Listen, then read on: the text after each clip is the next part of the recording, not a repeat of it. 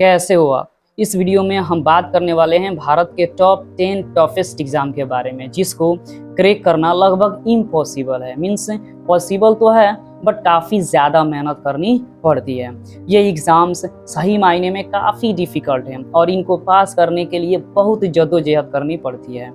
वैसे तो भारत में हर साल कई नौकरियों का फॉर्म आता है, जिसमें लाखों फॉर्म सबमिट किए जाते हैं और यकीन मानिए लगभग भारत का हर एग्ज़ाम सी टफ होता है, इसलिए ज़्यादातर लोगों को निराशा का सामना करना पड़ता है। एक अच्छी नौकरी तो हर कोई चाहता है, लेकिन कई बार ऐसा होता है कि अपनी चाहत को मारकर लो लेवल के जॉब्स को करने पड़ते हैं। तो गाइस आइए जानते हैं भारत की वो 10 मुश्किल कौन कौन सी परीक्षाएं हैं। लेकिन उससे पहले इन एग्जाम्स के बारे में यह हमारा पर्सनल ओपिनियन है।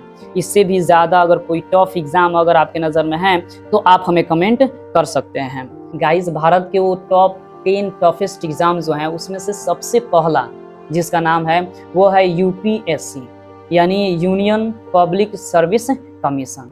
वैसे तो यह एग्ज़ाम आईएएस के लिए होता है, आईपीएस के लिए होता है और आईएसएस जैसे पदों के लिए होता है। नॉर्मली बात करें तो इस एग्ज़ाम को सिविल सर्विसेज के नाम से भी बोला जाता है।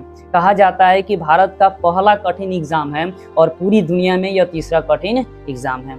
वैसे तो इस एग्ज़ाम का जो सिलेक्शन कैटेगरी होता है वो 3 होता है, जिसमें पहला प्रिलिमिनरी देना पड़ता है, फिर आपके मेंस होते हैं, फिर उसके बाद इंटरव्यू होते हैं और इन तीनों को आपको निकालना पड़ता है। अगर तीनों में से किसी एक में भी अगर आप फेल हो जाते हैं तो फिर ना ही आप आईएएस बन पाएंगे, ना ही आप आईपीएस बन पाएंगे और ना ही आप आईएएस बन पाएंगे। इस एग्ज़ाम की तैयारी लाखों बच्चे करते हैं, लेकिन कुछ ही ऐसे बच्चे होते हैं जो इस एग्ज़ाम को क्रैक कर पाते हैं। भारत के टॉप 10 टफेस्ट एग्ज़ाम में से दूसरे नंबर पे जो है वो है जेईई एडवांस।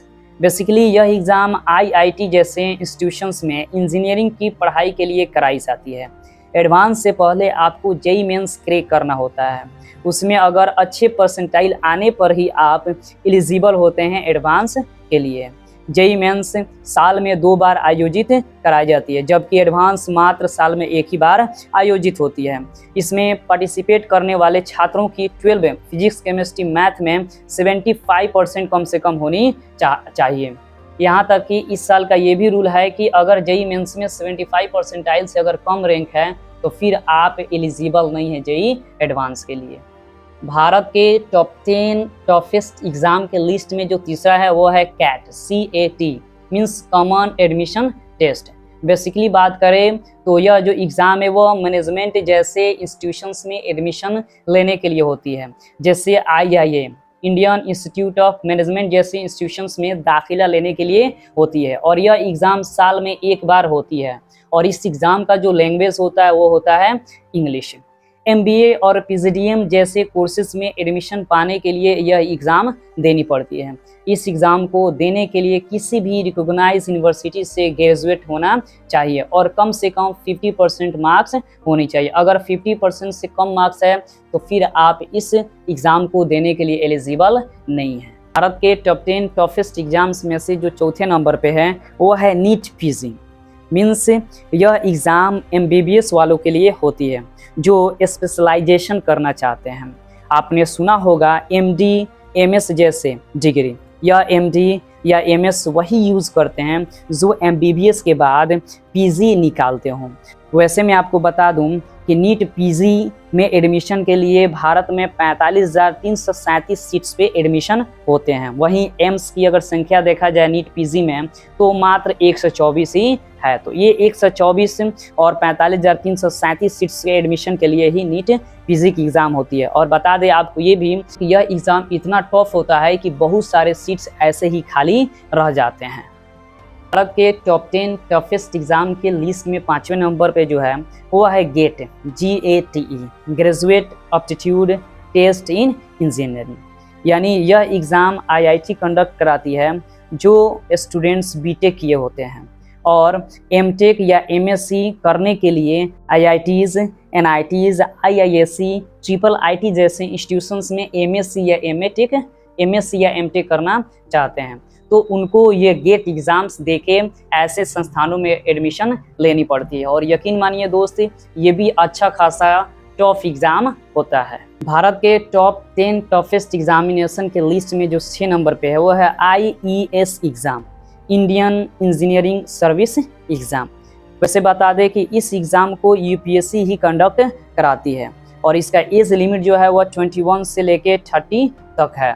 इस एग्ज़ाम को देने के लिए आपके पास इंजीनियरिंग का डिग्री होनी चाहिए।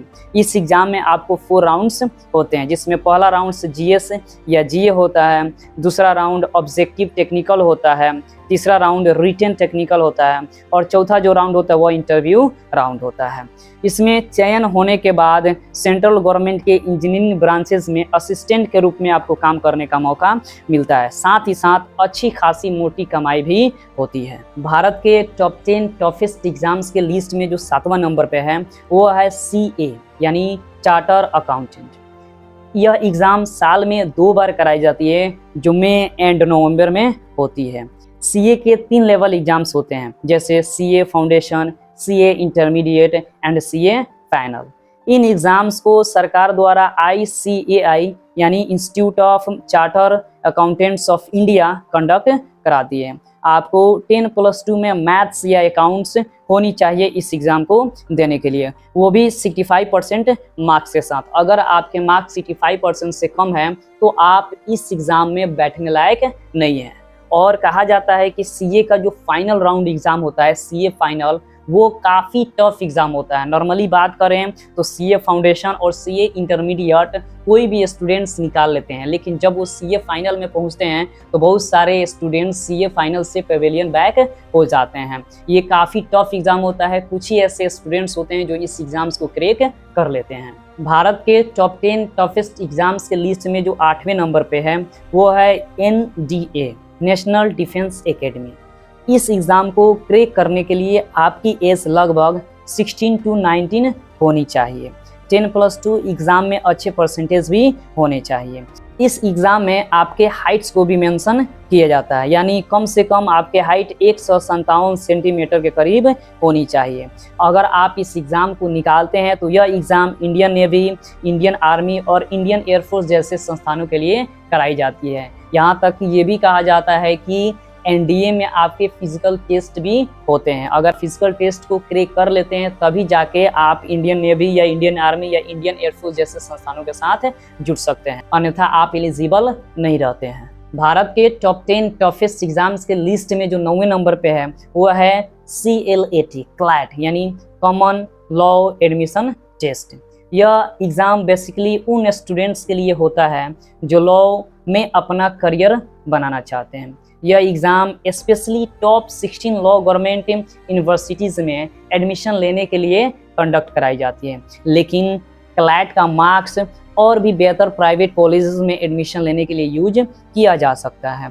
इस एग्ज़ाम को क्रैक करने के लिए 10+2 स्टूडेंट्स को कम से कम 50 या 55% मार्क्स लानी ही चाहिए या होना ही चाहिए। यह एग्ज़ाम 2 घंटे की होती है, जिसमें English, reasoning, current affairs, GA के क्वेश्चंस पूछे जाते हैं। यह एग्ज़ाम साल में एक ही बार होती है। भारत के टॉप 10 टफेस्ट एग्जामिनेशन की लिस्ट में जो 10वें नंबर पे है वो है NET नेशनल एलिजिबिलिटी टेस्ट। यह एग्ज़ाम बेसिकली PhD डिग्री के लिए कराई जाती है, जिससे प्रोफेसर या रिसर्चर या लेक्चरर लोग बनता है। यह एग्ज़ाम साल में 2 बार कंडक्ट कराई जाती है। इस एग्ज़ाम को देने के लिए आपके पास कोई ना कोई यूनिवर्सिटी से मास्टर डिग्री होनी चाहिए और साथ ही साथ इस एग्ज़ाम को अप्लाई करने के लिए आपकी उम्र कम से कम 30 साल होनी चाहिए। अगर आपकी उम्र 30 साल से ज़्यादा है तब आप एलिजिबल नहीं है इस एग्ज़ाम को देने के लिए। वैसे तो कहा जाता है कि PhD के लिए आप डायरेक्ट बड़े बड़े यूनिवर्सिटीज़ में भी एडमिशन लेके आप रिसर्चर बन सकते हैं, लेकिन नेट जो होता है वह गवर्नमेंट यूनिवर्सिटीज़ में PhD और डिग्री होल्ड करने के लिए ही किया जाता है। तो गाइज़ ये थे भारत के टॉप 10 टफेस्ट एग्ज़ाम्स। गाइज़ आपको इनमें से कौन से ऐसे एग्ज़ाम्स हैं जो सबसे ज़्यादा टफ लगते हैं, आप हमें कमेंट करके ज़रूर बताएं। और अगर इस चैनल पे आप नए विजिट कर रहे हैं तो आप इस चैनल को सब्सक्राइब ज़रूर कर दें। अगर आपको वीडियो अच्छा लगा हो तो आप लाइक कर दें। चलिए फिर मिलेंगे आपसे अगले वीडियो में। जय हिंद।